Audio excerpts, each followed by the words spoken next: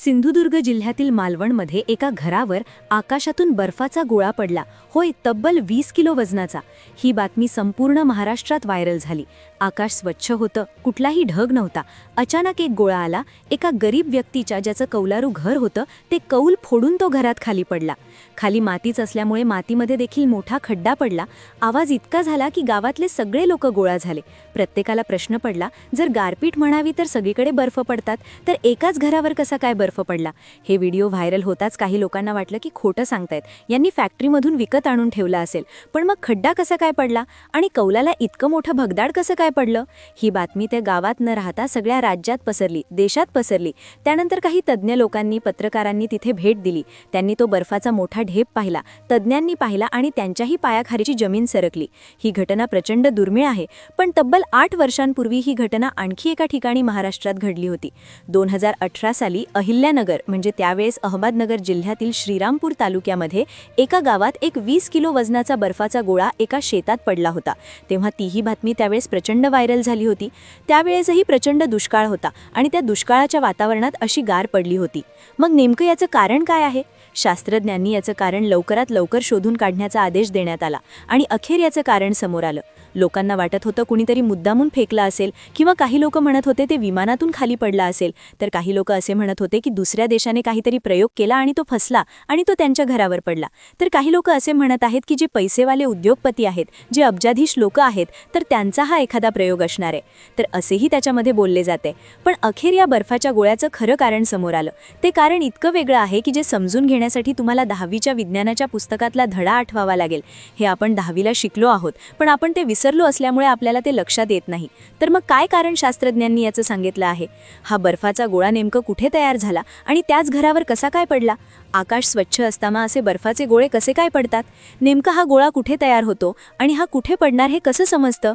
चला जाणून घेऊया संपूर्ण सविस्तर रिपोर्ट। सिंधुदुर्ग जिल्हा, ज्याला ऐतिहासिक किल्ल्यांचा आणि अथांग समुद्राचा वारसा लाभला आहे, तिथे मालवण जवळील देवली हे एक शांत आणि निसर्गरम्य गाव। उन्हाळ्याचे दिवस असल्यामुळे दुपारच्या वेळी या गावात सर्वत्र निवांतपणा होता। दुपारची 1:15ची वेळ, कडक ऊन आणि आकाशात ढगाचा मागमूसही नव्हता। देवलकर कुटुंबातल्या महिला घरात आपल्या रोजच्या कामात मग्न होत्या। स्वयंपाकघरात फ्रीजपाशी काम करत असताना कुणालाही कल्पना नव्हती की पुढच्या काही सेकंदात त्यांच्या आयुष्यातील सर्वात थरारक अनुभव त्यांना येणार आहे। अचानक आकाशातून एक भीषण आवाज आला। हा आवाज एखादा बॉम्ब फुटल्यासारखा होता की एखाद्या विमानाचं इंजिन जवळून गेल्यासारखा हे कुणालाच उमजलं नाही। हवेला चिरत काहीतरी प्रचंड वेगाने खाली येत होतं आणि क्षणात देवलकर यांच्या कौलारू घराच्या छतावर तो गोळा आदळला। घराची जुनी कौलं काचेसारखी विखुरली गेली। छताला एका मोठ्या भगदाडाचा आकार आला आणि तो अवाढव्य बर्फाचा गोळा थेट जमिनीवर आदळला। घरातील महिला, ज्या अवघ्या 2 मिनिटांपूर्वी तिथून बाहेर पडल्या होत्या, त्या या आवाजाने अक्षरशः थिजून गेल्या। स्वयंपाकघरात जाऊन पाहतात तर काय, सगळीकडे धुळीचं साम्राज्य। वरून सूर्यप्रकाश थेट घरात येत होता, कारण छप्पर फुटलं होतं आणि जमिनीवर जिथे माती होती तिथे एक मोठा खड्डा पडला होता। त्या खड्ड्यात विसावला होता तो पांढरा शुभ्र बर्फाचा गोळा। हा गोळा साधासुद्धा नव्हता। त्याचं वजन तब्बल 15 ते 20 किलोच्या दरम्यान असावं असा अंदाज वर्तवला गेला। उन्हाळ्याच्या दुपारमध्ये जिथे साधा पाऊस पडण्याची शक्यता नसते, तिथे एवढा मोठा बर्फाचा तुकडा आला कुठून? देवलकर कुटुंबातील महिला सांगतात की मी फ्रीजजवळ काम करत होते। 2 मिनिटं बाहेर गेले आणि इतका मोठा आवाज झाला की वाटलं घरच कोसळलं। आत आले तर फ्रीजला मार लागला होता, डबे विखुरले होते आणि तो बर्फ तिथे पडला होता। बातमी वाऱ्यासारखी पसरली। गावकरी धावत आले। प्रत्येकाकडे स्वतःचा तर्क होता। कोणीतरी फॅक्टरीतून आणून टाकलाय असं काही तरुण म्हणू लागले।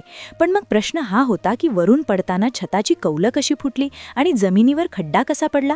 मानवी ताकदीने एवढा मोठा बर्फाचा तुकडा छतावरून खाली फेकून जमिनीवर खड्डा पाडणं अशक्य होतं। या घटनेने अनेकांच्या आठवणींना उजाळा दिला। 8 वर्षांपूर्वी 2018 मध्ये अहमदनगर म्हणजेच अहिल्यानगर जिल्ह्यातल्या श्रीरामपूर तालुक्यातल्या एका गावात असंच काहीसं घडलं होतं। तिथे तर भर उन्हात जिथे मजूर कांदे काढण्याचं काम करत होते, तिथे आकाशातून एक पांढरा गोळा आग ओकत खाली कोसळला। मजुरांनी प्रत्यक्ष तो गोळा खाली येताना पाहिला होता। त्यावेळीच TV9, झी24 तास सारख्या वृत्तवाहिन्यांनी याचं सविस्तर कव्हरेज केले होते। त्यावेळीही वातावरण कोरडं होतं, पाऊस नव्हता। मग ही काही निसर्गाची चेष्टा होती की काही वेगळं? मालवणची घटना ही श्रीरामपूरच्या घटनेचीच एक पुनरावृत्ती होती, ज्याने पुन्हा एकदा शास्त्रज्ञांना विचार करायला भाग पाडलं। जेव्हा ही बातमी संपूर्ण राज्यात पसरली, तेव्हा सोशल मीडियावर चर्चा चर्चेला उधाण आलं. सुरुवातीला तज्ज्ञांना वाटलं की हे विमानातील टॉयलेटचं लिकेज असावं. उंचावर तापमान कमी असल्याने ते पाणी गोठून खाली पडतं. त्याला ब्लू आईस म्हणतात, कारण त्यात जंतुनाशकं असतात. पण मालवणमध्ये पडलेला बर्फ हा दुधासारखा पांढरा होता. त्यामुळे विमानाची शक्यता धूसर झाली. काहींनी तर्क लावला की चीन किंवा अमेरिकेसारख्या देशांनी हवामान बदलाचा काहीतरी प्रयोग केला असेल आणि तो चुकून आपल्याकडे पडला असेल. श्रीमंत लोक कृत्रिम पावसासाठी काही प्रयोग करतात, त्याचा हा भाग असावा अशी ही चर्चा गावात रंगली होती. पण हे सर्व तर्क तेव्हा फोल ठरले जेव्हा हवामानशास्त्रज्ञांनी याचं वैज्ञानिक स्पष्टीकरण दिलं. हे रहस्य उलगडण्यासाठी आपल्याला आपल्या 10वीच्या विज्ञानाच्या पुस्तकातील वातावरणाचे थर आठवावे लागतील. आपल्या वातावरणाचा सर्वात खालचा थर म्हणजे तपांबर. आपल्या घरातील पाऊस, वीज, वारा हे सर्व इथेच घडतात. पण याच्या वर एक सीमा असते जिला ट्रोपोपॉज म्हणतात. ढग नसतानाही आकाशातून बर्फ पडू शकतो. यालाच विज्ञानात मेगाक्रोमीटर म्हणतात. जेव्हा जमिनीवर प्रचंड उष्णता असते तेव्हा बाष्प अत्यंत उंचावर जातं. काही वेळा हे बाष्प तपांबर ओलांडून अशा उंचीवर पोहोचतं जिथे तापमान उणे 50 अंशांच्या खाली असतं. तिथे ढग नसले तरी बाष्पाचे सूक्ष्म कण एकत्र येतात. ज्याप्रमाणे गारा एकावर एक थर चढवून मोठ्या होतात तसेच हे गोळे पापुद्र्यांच्या स्वरूपात वाढत जातात. कांद्याच्या पापुद्र्यासारखे एकावर एक थर चढत गेल्यामुळे याला प्रचंड वजन प्राप्त होतं. जेव्हा या गोळ्याचं वजन हवेच्या दाबापेक्षा जास्त होतं तेव्हा तो गुरुत्वाकर्षणामुळे पृथ्वीकडे खेचला जातो. शास्त्रज्ञांनी सांगितलं की हे गोळे तयार होण्यासाठी ढगांची गरज नसते. हे थेट स्ट्रॅटोस्फिअरच्या सीमेजवळ तयार होतात. तिथून पडताना त्यांचा वेग इतका प्रचंड असतो की हवेच्या घर्षणामुळे निर्माण होणाऱ्या उष्णतेचा त्यावर काहीच परिणाम होत नाही. बाहेरील थर जरी थोडा वितळला तरी आतला 20 किलोचा गाभा कडक राहतो आणि तो एखाद्या तोफ गोळ्यासारखा जमिनीवर आदळतो. स्पेनमधील नामांकित शास्त्रज्ञ या विषयावर गेल्या अनेक वर्षांपासून संशोधन करत आहेत. त्यांच्या मते पृथ्वीचं वाढतं तापमान हे याचं मुख्य कारण आहे. ग्लोबल वॉर्मिंगमुळे वातावरणात अनपेक्षित बदल होत आहेत. पूर्वी या घटना शतकातून एकदा घडायच्या, पण आता 2018 आणि त्यानंतर मालवणची ही घटना हे संकेत आहेत की निसर्ग बदलत चालला आहे. पृथ्वीच्या खालच्या थरात उष्णता वाढल्यामुळे बाष्प जास्त उंचीवर फेकलं जाते आणि तिथून हे बर्फाचे बॉम्ब खाली पडत आहेत. मालवणच्या नेवलकर कुटुंबासाठी तो दिवस खरोखरच काळ आला होता, पण वेळ आली नव्हती असा होता. जर तो 20 किलोचा गोळा छतावरून थेट एखाद्या व्यक्तीच्या अंगावर पडला असता तर काय झालं असतं? या विचारानेच गावकऱ्यांच्या अंगावर काटा येतो. शास्त्रज्ञांनी सांगितलं आहे की अशा घटना कुठेही घडू शकतात. हे निसर्गाचे रूप जितकं सुंदर आहे तितकंच ते अनाकलनीय सुद्धा आहे. मालवणच्या त्या उन्हात पडलेला बर्फ हा केवळ पाण्याचा तुकडा नव्हता, तर ते विज्ञानाचं एक जिवंत उदाहरण होतं. आपल्या शाळेच्या पुस्तकात शिकलेलं विज्ञान आपल्याला आपल्याच घरात इतक्या भयानक पद्धतीने अनुभवायला मिळेल असं देवलकर कुटुंबाला स्वप्नातही वाटलं नव्हतं. मित्रांनो, ही घटना ऐकून अंगावर काटा येतो. आपण विचार करा, जर तो 20 किलोचा बर्फाचा गोळा छतावर न पडता अंगणात खेळणाऱ्या एखाद्या लहान मुलावर किंवा घरात बसलेल्या कोणत्या व्यक्तीवर पडला असता तर नक्कीच मोठा अनर्थ घडला असता. विज्ञानाच्या भाषेत याला मेगाक्रोमीटर म्हणतात. खरं सर्वसामान्य माणसासाठी आभाळातून पडलेला एक मृत्यूचा गोळाच होता. अनेकांना वाटतं ही विमानातील कचरा किंवा ब्लू आईस असेल, पण मालवणमध्ये पडलेला हा बर्फ आणि स्वच्छ आणि पांढरा होता. याचा अर्थ निसर्ग आपल्याला काहीतरी मोठे संकेत देत आहे. ग्लोबल वॉर्मिंगमुळे वातावरणाचे संतुलन बिघडत चालले आहे. हे आता पुस्तकातून बाहेर येऊन थेट आपल्याला घराच्या छतावरून पडू लागले आहे. मालवणच्या त्या देवलकर कुटुंबासाठी तो दिवस विसरण्याजोगा नाही. पण प्रश्न उरतोच की पुढचा नंबर कोणाचा? जर तुमच्या भागात असं काही घडलं तर तुम्ही काय कराल? किंवा तुम्हाला काय वाटतं, हे केवळ निसर्गाचं चक्र आहे की मानवाने निसर्गाशी केलेल्या छेडछाडीचा परिणाम?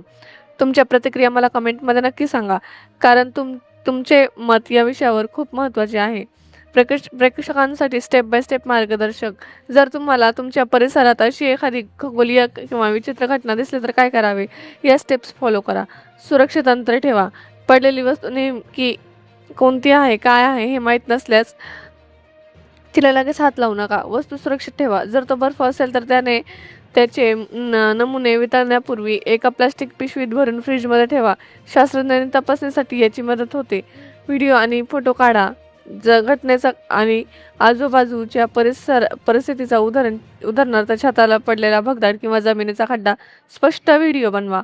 प्रशासनाला कळवा. स्थानिक तहसीलदार, पोलीस स्टेशन किंवा जवळच्या विज्ञान केंद्राला याची माहिती द्या. अफवा पसरवू नका. ही घटना दैवी प्रकोप किंवा एलियनचा हल्ला आहे अशा अफवांवर विश्वास ठेवू नका आणि पसरवू नका. हे शुद्ध विज्ञान आहे.